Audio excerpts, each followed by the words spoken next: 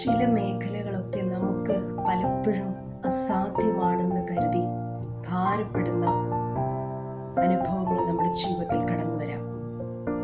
നമ്മെ കൊണ്ട് തനിയെ ഇത് ചെയ്യുവാൻ കഴിയത്തില്ല, എന്നെ കൊണ്ട് ഇത് ചെയ്യുവാൻ അസാധ്യമാണ്, എനിക്കതിന് പ്രാപ്തിയോ കഴിവോ ഇല്ല, അല്ലെങ്കിൽ എൻ്റെ സാഹചര്യങ്ങളൊക്കെ എനിക്ക് പ്രതികൂലമാണ്, എന്നെ ഹെൽപ്പ് ചെയ്യാനോ അല്ലെങ്കിൽ എനിക്ക് വേണ്ടി ഒരു വാക്ക് പറയാനോ അത് ചെയ്തു തരുവാനോ എനിക്ക് ആരുമില്ല എന്ന് പലപ്പോഴും വിചാരപ്പെടുന്ന ഒരുപാട് ജീവിത സാഹചര്യങ്ങൾ നമ്മുടെ മുമ്പിൽ കടന്നു വന്നേക്കാം. എന്നാൽ ഒരു ദൈവവേദനെ സംബന്ധിച്ചിടത്തോളം, ഒരു പ്രാർത്ഥിക്കുന്ന ഒരു ദൈവവേദനെ സംബന്ധിച്ചിടത്തോളം അവൻ്റെ ജീവിതത്തിൽ കടന്നു വരുന്ന എല്ലാ സാഹചര്യത്തിനകത്തും ദൈവത്തിന് അവനെക്കുറിച്ച് വലിയ പ്ലാനുകളാണുള്ളത്. ആമേൻ. നമുക്ക് പലപ്പോഴും അസാധ്യമെന്ന് തോന്നുന്ന മേഖലകൾ ദൈവത്തിനറിയാം, ഇവനെ കൊണ്ട് അത് സാധ്യമാകും. ആമേൻ, ആമേൻ. ദൈവത്തിൻ്റെ സാന്നിധ്യം അല്ലെങ്കിൽ ദൈവികമായ ഒരു കൃപ, അഭിഷേകം, ജ്ഞാനം നമ്മുടെ മേൽ കർത്താവ് പകരുവാൻ തക്കോണം ഇടയായി തീരും. ദൈവികമായ ഒരു ജ്ഞാനം നമ്മുടെ മേൽ പകർന്നു കഴിയുമ്പോൾ നമ്മൾക്ക് മാനുഷിക നിലയിൽ നോക്കുമ്പോൾ അസാധ്യമെന്ന് തോന്നുന്ന മേഖലകളൊക്കെ ദൈവം നമുക്ക് സാധ്യമാക്കി തീർക്കും. അതിനുള്ള ദൈവിക ജ്ഞാനവും പ്രാപ്തിയും ദൈവം നമ്മുടെ മേൽ പകരുവാൻ തക്കോണം ഇടയായി തീരും.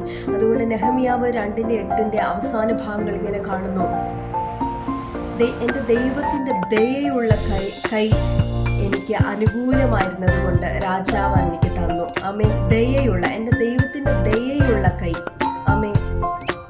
ആ ദയയുള്ള ആ ദൈവത്തിൻ്റെ ആ ഒരു കരുണ അല്ലെങ്കിൽ ആ ഒരു കരം നമുക്ക് അനുകൂലമായിരിക്കുന്നത് കൊണ്ട്, ആമേൻ, അങ്ങനെ അനുകൂലമാണെങ്കിൽ ആമേൻ, നമ്മൾ ഭാരപ്പെടുന്ന ഏത് വിഷയത്തിൻ്റെ മധ്യത്തിലാണോ അതൊക്കെ നമുക്ക് സാധ്യമാക്കി തരുന്നൊരു ദൈവത്തെയാണ് നമ്മൾ സേവിക്കുന്നത്. അതുകൊണ്ട് നമുക്ക് കഴിയാത്തത് ദൈവം നമുക്ക് അനുവദിക്കത്തില്ല. നമ്മളെ കൊണ്ട് കഴിയും എന്ന് ആമേൻ ദൈവത്തിന് അറിയാവുന്ന വിഷയങ്ങൾക്കകത്തൂടെ ദൈവം നമ്മളെ കടത്തിവിടത്തുള്ളൂ. അത് ഏത് ജീവിത മേഖലയ്ക്കകത്തായിക്കോട്ടെ, അത് നമ്മെ കൊണ്ട് അതിനെ ഓവർകം ചെയ്യുവാൻ കഴിയും എന്ന് അപ്പച്ചൻ അറിയാവുന്നത് കൊണ്ടാണ് ആമേൻ, ആമേൻ, യേശുപ്പച്ചൻ നമ്മളെ അതിനകത്തൂടെ കടത്തിവിടുന്നത്. ആമേൻ. അവിടെ അധൈര്യപ്പെട്ടു പോകണ്ട, ആമേൻ, അവിടെ ക്ഷീണിച്ചു പോകണ്ട, ഒരിടത്തും ഒരു ദൈവഭയത്തിൽ ലജ്ജിച്ചു പോകാനോ, ആമേൻ, ആമേൻ, നിന്ദയായി തീരുവാനോ, ആമേൻ, ആമേൻ, മറ്റുള്ളവരുടെ മുമ്പിൽ ഒരു ചോദ്യചിഹ്നമായി, ഒരു നിന്ദയായി, ഒരു പരിഹാസ വിഷയമായി തീരുവാൻ ദൈവം അനുവദിക്കത്തില്ല.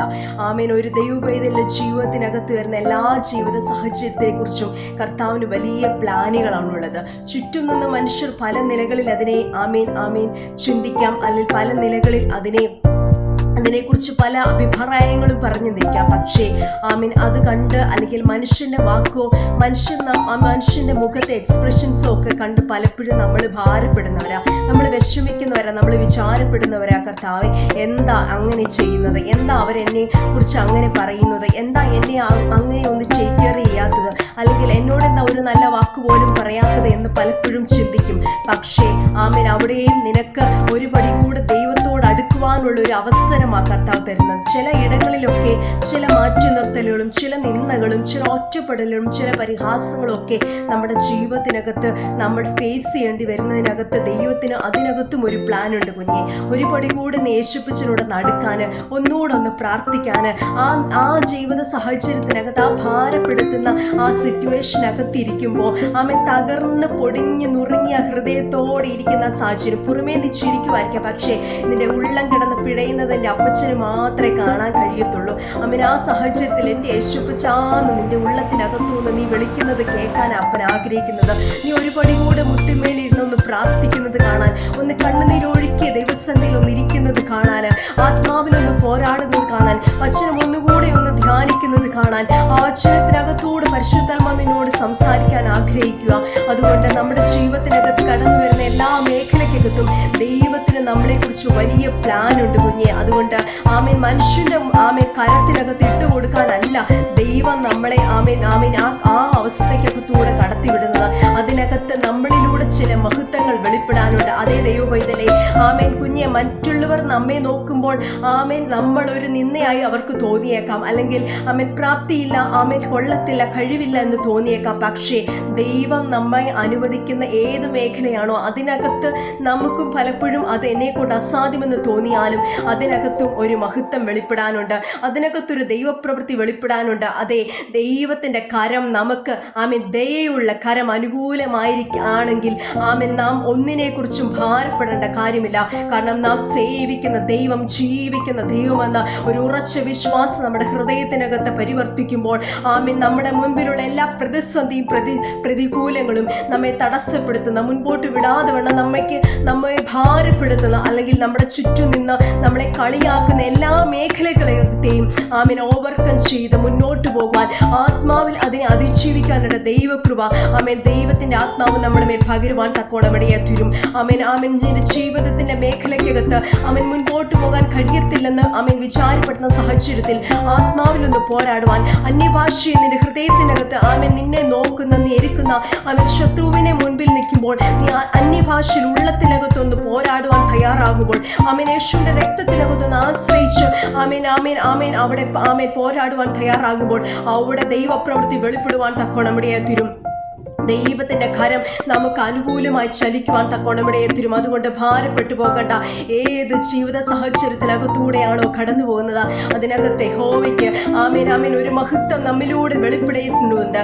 അതുകൊണ്ട് ആ ഒരു ഉറപ്പ് ഇന്ന് പകൽക്കാലം എന്നെ കേൾക്കുന്ന ഓരോ കുഞ്ഞുങ്ങളുടെ ജീവിതത്തിനകത്തും ആമേൻ ആദ്യമായിട്ട് ആമേൻ ആമേൻ പല ആമേൻ പഠന വിഷയങ്ങൾക്കകത്താണേലും, ജോലിയുടെ വിഷയങ്ങൾക്കകത്താണേലും, മറ്റ് ജീവിത സാഹചര്യങ്ങൾക്കകത്താണെങ്കിലും, ഏത് വിഷയത്തിനകത്താണോ നിങ്ങൾ ആമേൻ ശുശ്രൂഷ മേഖലകൾക്കകത്താണേലും, ആമേൻ ആമേൻ ഏതൊക്കെ തലക്കകത്താണോ നിങ്ങൾ ഒറ്റപ്പെടുന്നതും, അല്ലെങ്കിൽ നിങ്ങളെ കൊണ്ട് കഴിയത്തില്ല എന്ന് പറഞ്ഞ് നിങ്ങൾ ഭാരത്തോടെ ഇരിക്കുന്ന മേഖലകൾ, ആമേൻ നിങ്ങളെ ഞെരുക്കുന്ന ശത്രുവിന്റെ നടുവിലായിരിക്കാം നിങ്ങൾ ആയിരിക്കുന്നത്. പക്ഷേ ആമേൻ നിന്റെ പ്രതിയോഗി എത്ര ആമേൻ എഴുന്നേറ്റാലും ആമേൻ സ്വർഗത്തിലെ അപ്പം നിനക്ക് വേണ്ടി ഇറങ്ങി വരുവാൻ തക്കോണമിടയായി തീരും. കാരണം ഒരു ദൈവവേദനെ കുറിച്ച് ദൈവത്തിന് വലിയ പ്ലാനുകളുണ്ട്. ഒരു ദൈവവേദനെ കുറിച്ച് ദൈവത്തിന് വലിയ പദ്ധതികളുണ്ട്.